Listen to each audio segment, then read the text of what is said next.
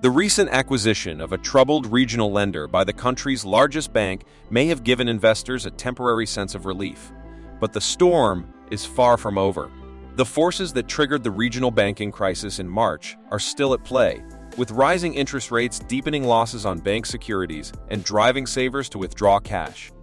As losses on loans and commercial real estate mount, smaller banks will face increasing pressure to merge with stronger counterparts. This wave of consolidation could reshape the American banking landscape in a way not seen since the 2008 financial crisis. How did we reach this point, and what does it mean for the future of banking?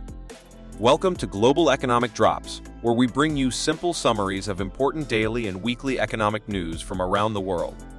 Our mission is to simplify the economy and help you navigate the treacherous waters facing investors today. So before we get into today's videos, hit that subscribe button and turn on post notifications by clicking the bell icon. And if you find our news briefs valuable, don't forget to hit the like button, leave a comment down below telling us just what you think is going on with the state of the world, and share this video with a friend or two so that you can all stay updated together. Thanks for watching, and now let's dive into it. The whirlwind weekend in late April, marked by the takeover of a troubled regional lender by the largest bank in the country, seemed to signal the end of one crisis while ushering in another. JP Morgan Chase CEO Jamie Dimon's reassurances that this part of the crisis is over provided some respite to investors after weeks of volatility. However, the root causes of the regional banking crisis remain in motion, and the consequences are far from resolved. The rising interest rates are set to inflict deeper losses on bank-held securities and prompt savers to withdraw their funds, putting a squeeze on banks' main revenue source. Losses on commercial real estate and loans are just beginning to manifest, further constraining banks' profits. Regulatory attention is shifting toward mid-sized institutions, following the collapse of Silicon Valley Bank and the revealed supervisory lapses. This impending shift in the American banking landscape is predicted to force many of the 4,672 lenders in the country to either merge with stronger banks or succumb to market forces and regulatory pressure.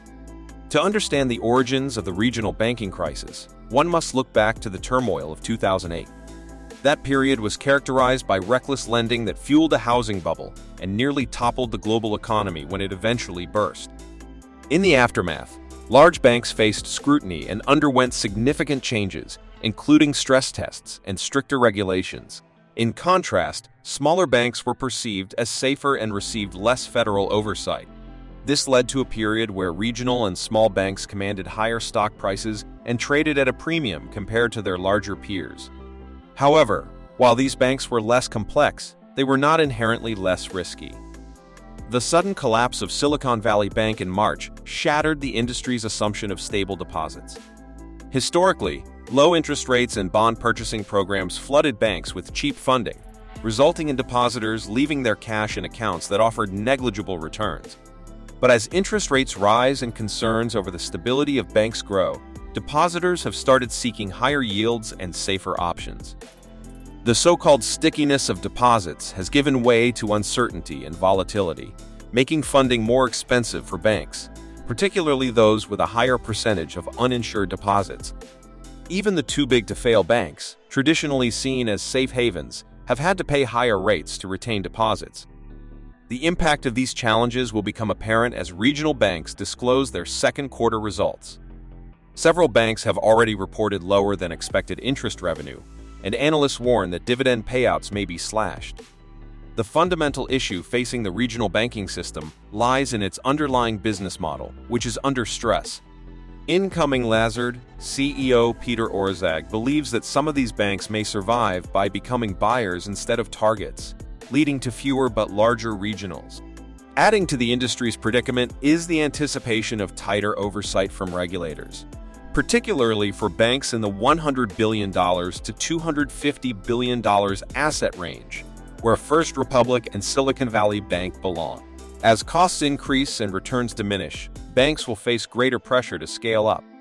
The incentives for banks to grow in size have escalated significantly, and it is predicted that around half of the country's banks may be absorbed by competitors in the next decade. While mergers are expected to pick up in the coming year, acquiring banks will need time to absorb the impact of taking over competitors with underwater bonds. Executives are also waiting for regulatory approval following a series of scuttled deals in recent years. Bank mergers will likely occur in different brackets as institutions aim to optimize their size under the new regulatory landscape. Banks that once enjoyed advantages by staying below the $250 billion threshold may find those benefits eroded, leading to increased consolidation among mid-sized lenders.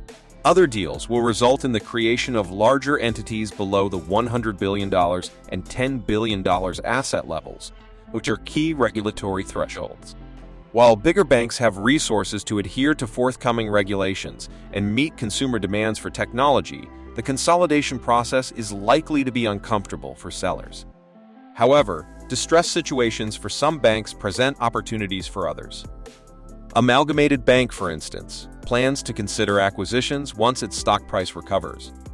More banks are expected to express interest in finding strategic partners as the future unfolds. CONCLUSIO and the American banking landscape is on the brink of significant transformation as smaller banks face mounting challenges and the prospect of forced consolidation looms.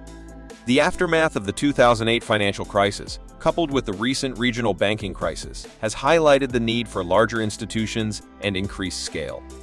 As mergers and acquisitions become the norm, the banking sector must grapple with tighter regulations, rising interest rates, and deposit volatility.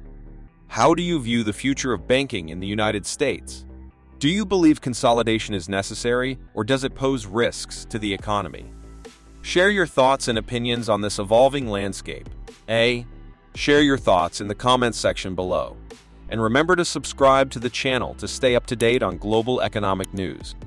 See you on the next video, and please like and share if you enjoy our content.